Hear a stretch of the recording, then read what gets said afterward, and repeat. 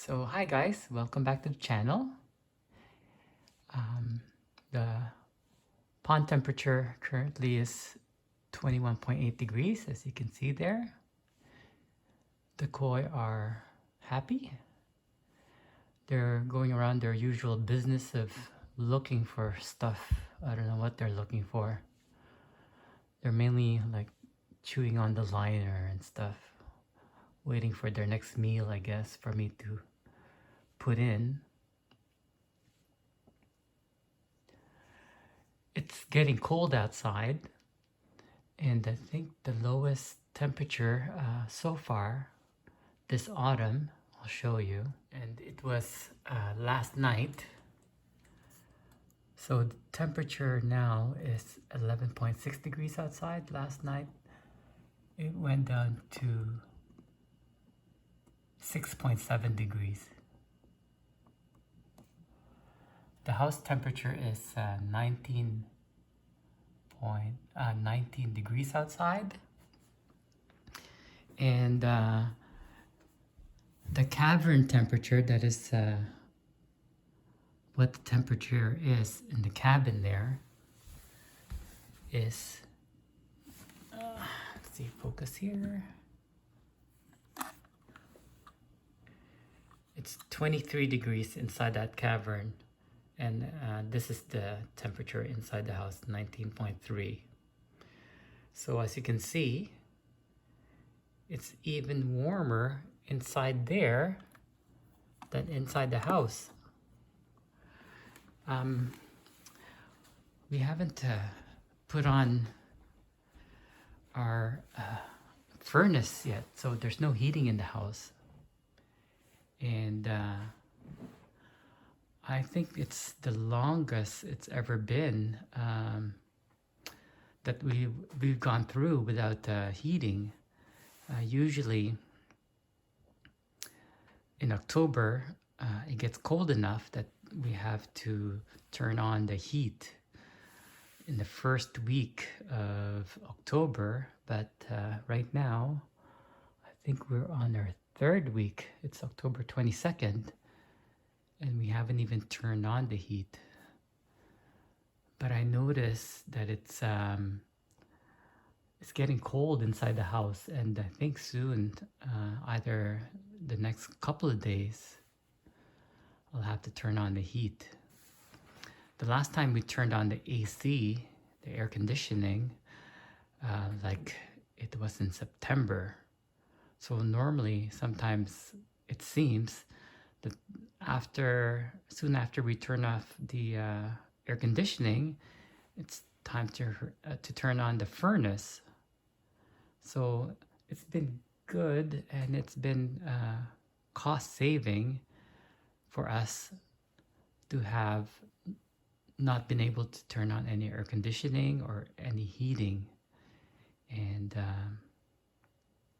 on that note, I'll show you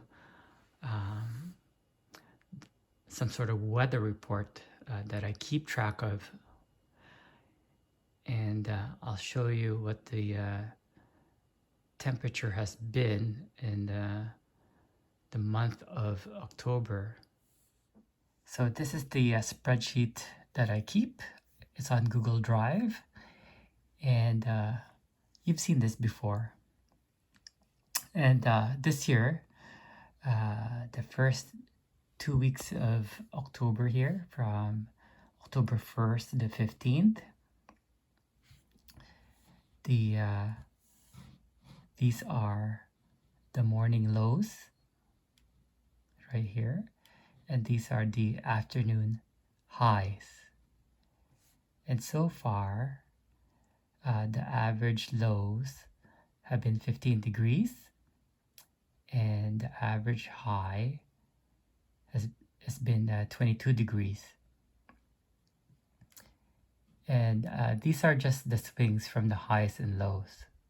So we've had swings of 12 degrees, 10 degrees, and the other, you could say for the other side too, it swings up in temperature.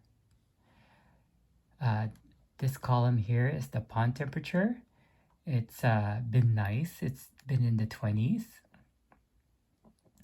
These are the average low, and this is the average high for the pond water temperature.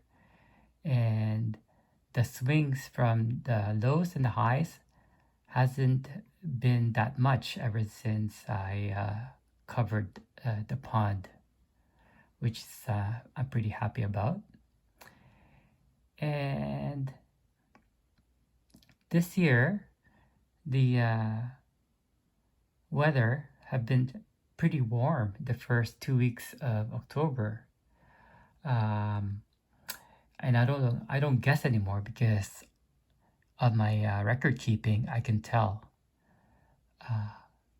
that it is in fact warmer this year than last. I don't have to look up some archives of the weather report that you can get. I have my own, and that's what I keep. I just keep my own weather network report for myself. I'll show you what the temperatures were like last year in October. So this is in 2020. The first 2 weeks of October, the average low was 9, and the average high was 19. Show you 2021 again. That was 9 and 19. And this year it's 15 and 22.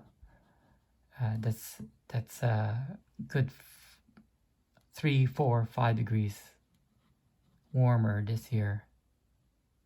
Maybe 3 to 4 degrees warmer. And this is, like I said, this year we haven't turned on the heating, but last year, as it was typical in 2020, I turned on the heat October 5th, which is pretty typical. At that time, the home temperatures were already 18 degrees there when I turned on the heat. This year, the projection is I'll be turning on the heat soon because the average, the lows have been going down to 6 degrees, 7 degrees, and it's getting pretty cool inside the house. Last year, I wanted the pond temperature to heat up a little bit more, so I upped my furnace, and I wanted the home temperature to be above 20 degrees, 21, whereas in previous years I usually keep it at a nice cool sleeping type temperature of 18 degrees in the house. So I think I'm gonna go back and continue what we're accustomed to for our home heating of 18, 19 degrees, because we find it gets warm, especially my wife getting sometimes hot flashes still, and she finds that a temperature of 20, 21, even 22 degrees is too uncomfortable for her. And last year, with the temperature that high, sometimes we crack the windows open to let in a little bit of cool air for sleeping. You might have noticed this column here on the left, what that's all about. And the last few months, I've been trying to keep what the weather predictions are, the projected weather is according to Weather Network. So I just write it down here For example, 8 days from now, there might be a 50% chance of rain. The predicted low is 8 and the predicted high is 12. And I'm trying to figure out whether that's accurate or not when it comes to the day. Anyways, I'll talk about that on the next video. I'm just still trying to figure things out, how accurate our weather predictions are as per the weather network. So what we're doing today is we're going to reconnect the vent that comes from the furnace and into this cavern here to get ready for the heat to start entering the cavern. The vent is on this side here. Here's another view. Usually it's in that little corner here where the hot air comes in. This is the other view that I get from the other camera. Still a lot of growth of plants inside that cavern. They're nice and green.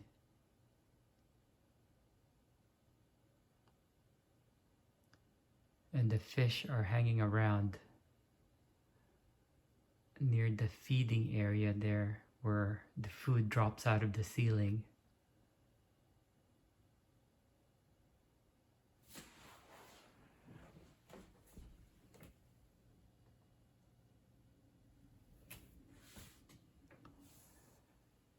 That's the top view of the pond, and there's the vent right there.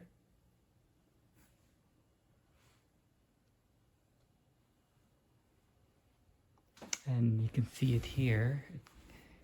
It runs from the basement and it goes there. That's the insulated vent and into the pond cavern. So we'll go down the basement and reconnect the vent. So this is the heat vent here in our basement. This is the return, and this supplies the heat.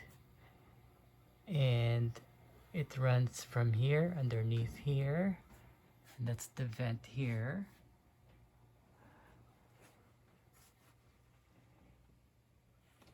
It used to feed a vent here that runs into the kitchen, so I've rerouted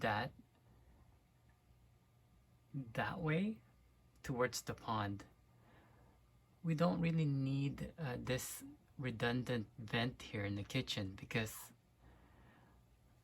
basically 4 feet from there we have another heating vent, so we don't really need 2 in the kitchen dining room area that runs. So I've rerouted that into behind the coat there. And it's just a short distance right here. It's covered up right now because in the summertime when there's air conditioning running through it,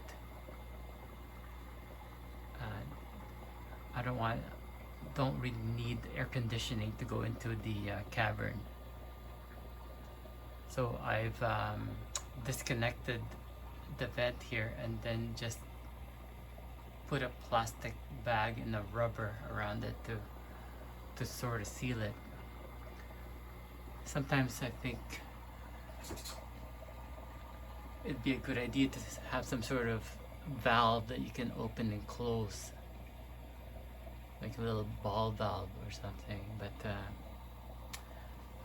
there's no such thing for these aluminum vents. So I'll just reconnect it now.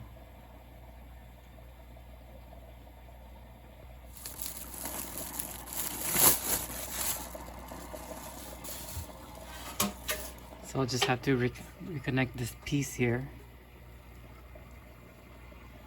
into there, and then the other side into this here. As you can see, this leads up to the pond through here, and everything goes through this vent, including my trickle in water supply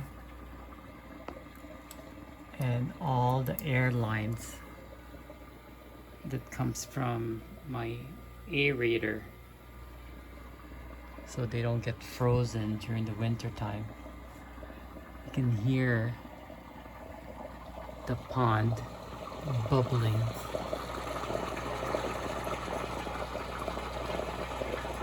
Outside there.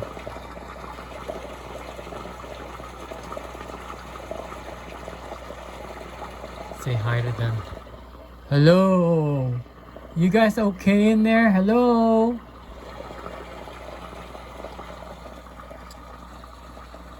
I wonder if they heard that.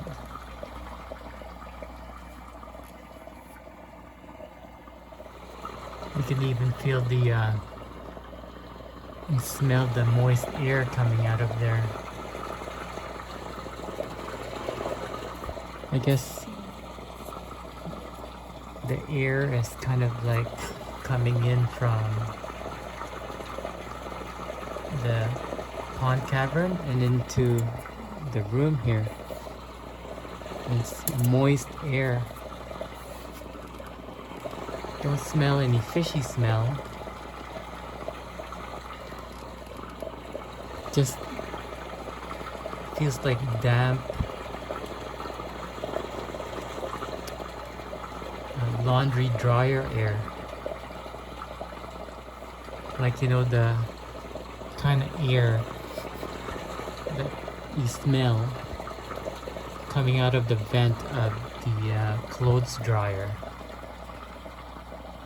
And there you go, all connected up, taped up, and ready for heating.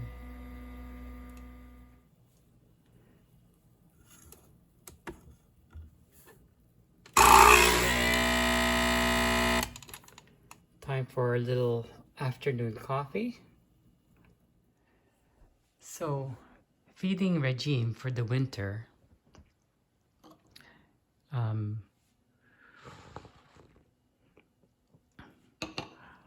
I've running low on multi-season of the Saki Hikari brand, and tried to order another bag, and I noticed it's gone up in price. It used to be $104, and now it's almost $120 per, what is it? A 2-kilogram bag. But I noticed that when I was shopping, that the Saki Hikari growth is much cheaper. It's only $80 per bag. So even though I don't need as much protein, so I think, to feed during the winter time, I guess I can go with growth, because even though it's higher in protein, I don't typically feed much throughout the year anyways. So currently, for example, I settled down on feeding them just 24 grams of pellets every day, spread out over 2 to 3 to 4 feeds. So if I feed them twice a day, they get 12 grams each feeding, or if I decide, if I have time to feed them 6 times a day, they get 6 grams per feeding. And that would work, because usually in the winter time there's not much daylight to feed them, so I'll probably split the 24 grams into 2 12 grams and feed them twice a day. Or if I'm desperate, I'll just dump the whole 24 grams in there in one day and see what happens. And I'm also feeding them still the shrimps and the rice as carbohydrates every 2 to 3 days. And this winter it's going to be a bit different in that I will not, as much as I can, reduce the amount I feed throughout the winter as I did in the summer. That is, I'm still gonna feed them the same 24 grams of pellets and the same amount of shrimps and rice. That is for two reasons. One is I have that baby koi there. Her name is Chemistry, and I'd like to put on some length to her by the time spring comes. And hopefully she'll be as big or close to the mother there. At least what I think of the mother there is Delphine, and hopefully by the end of next summer they'll be about the same size. Delphine there, the Yamabuki, is 20 inches, and Chemistry is way more than half of her. We'll go out there and feed them later and I'll show you. The other reason is that in the winter my nitrates usually go down. Sometimes it goes down to 0, but most of the times it's down to 5 parts per million, or ppm. And this year, over the course of the summer into autumn, my nitrates have leveled off to around 20 ppm. And I think it's going to stay like that. And I want to see whether the cooler temperature of the pond during the winter, or whether it's the decreasing amount of sunlight that's causing the nitrates to go up or down. And as is typical, there's so many variables to nitrates. You don't know whether it's going down over the winter because you decrease the amount of food, or because they are not digesting as much, or did I say this because of the cooler water, nitrification is not working as much as in the summer, or whether there's less algae in the water that would consume more ammonia that would otherwise turn into nitrates in the first place. So I'm just trying to reduce one more variable this winter, and that is not to reduce the amount of feeding they get over the winter, and see where the parameters take me. And that is particularly the nitrates. And also I'm gonna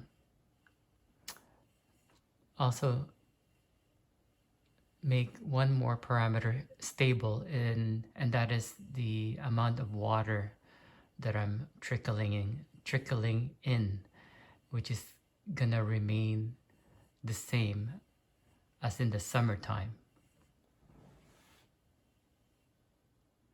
So today is shrimp day, and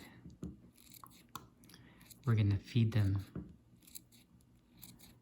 in a little while after I cut this up. And I'm feeding them exactly, more or less, 20 grams of shrimps, and add to this 20 grams of carbohydrates, which is plain white rice that I'm gonna add to this.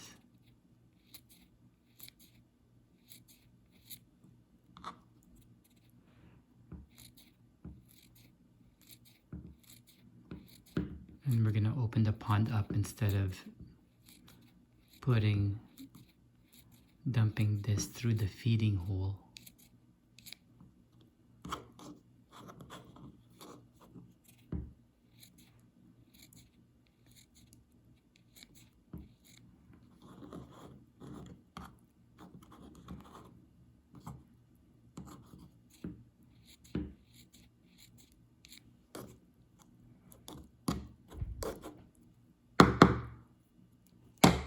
So that is 20 grams of rice added to the shrimps.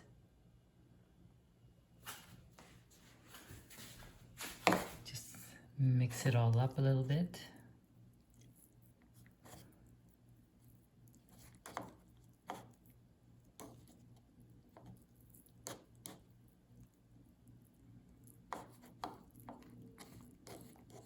And we go. Feed the kitties. First, before we go out there, I want to try something new. And this is this. It's an old Polarized clip-on from my old prescription. And I want to see if I can minimize the glare when we watch the koi through the water. I think most of the times my video shows very pixely when you aim at the dappled water that's having lots of waves, and the camera gets confused with all the ripples that the video becomes very pixelated. So when we go out there, this will be on. Sort of just gonna put this over the lens and then put a rubber band around it to keep it in place, and we'll see if the pictures are any clearer. Of course, it's not that sunny today, so that would help a little bit, but we'll see.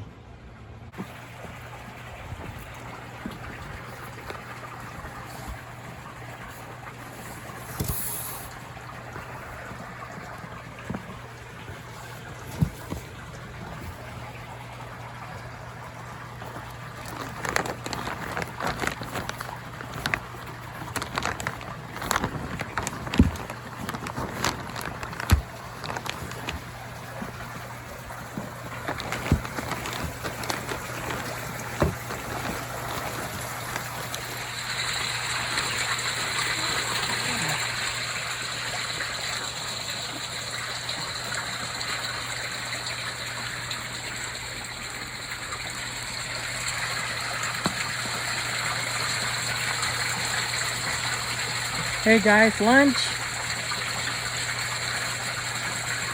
Lunch.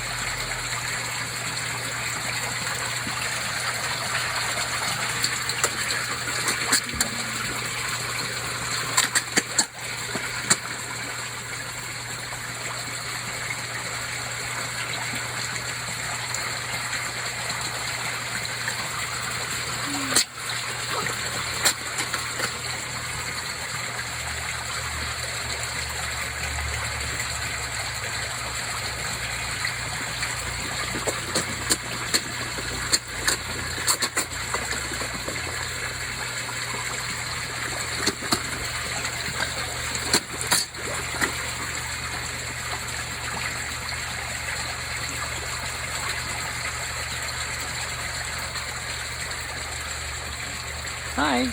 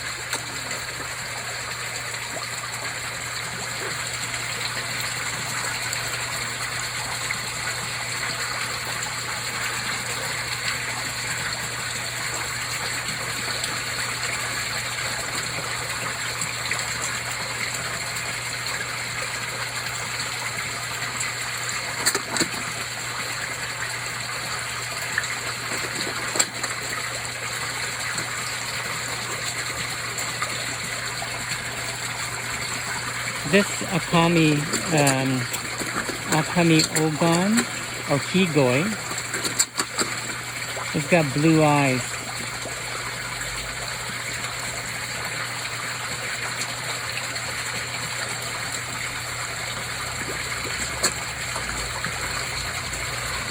It's kind of blue at the front and red at the back.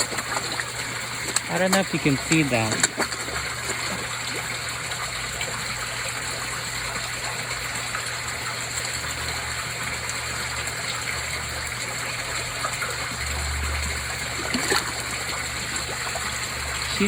She's grown quite a bit too.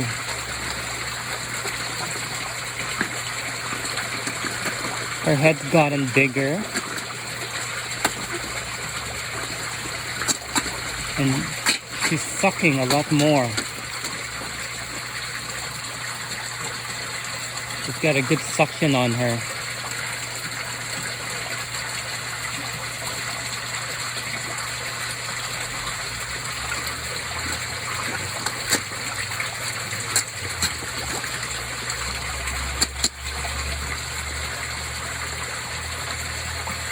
And she's got a nice shape on her.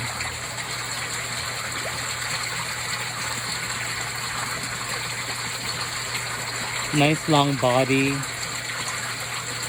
Tall body.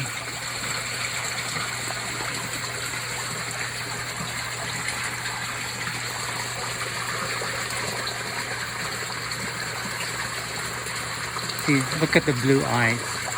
You can,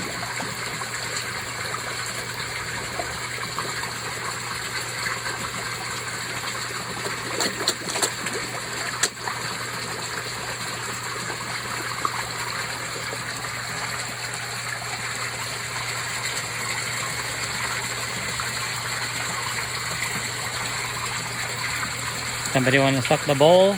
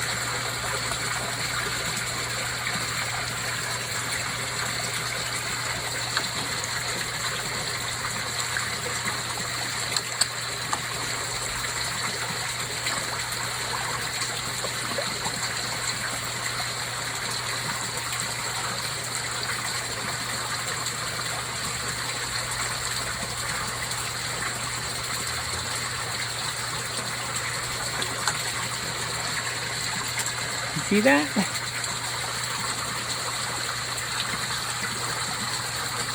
Come here, come here, come here, come here, come here, come here, come here, come here.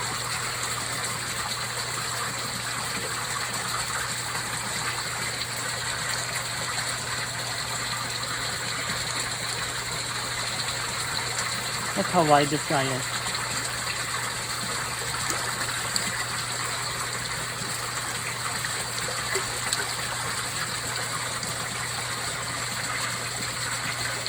They love playing and fooling around.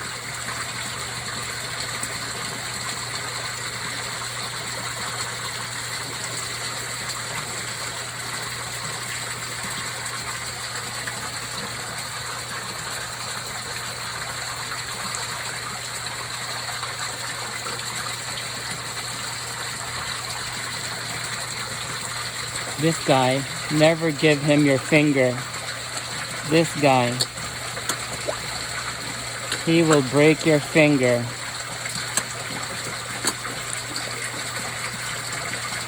But the rest are fine. But this guy, never give him your finger. He will break it.